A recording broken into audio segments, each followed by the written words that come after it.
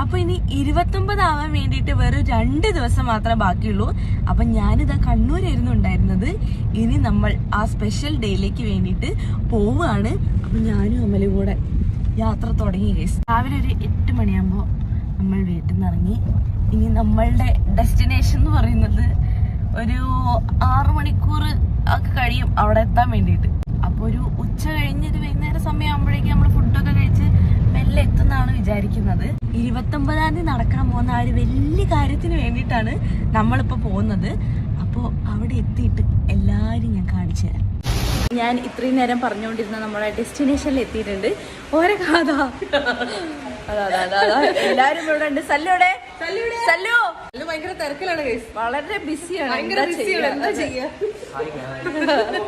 അങ്ങനെ എല്ലാരും ഇവിടെ ഉണ്ട് ഗൈസ്. ഇനി ഗൈസ് നമുക്ക് വെറും 2 ദിവസം. അപ്പൊ എല്ലാരും വെയിറ്റ്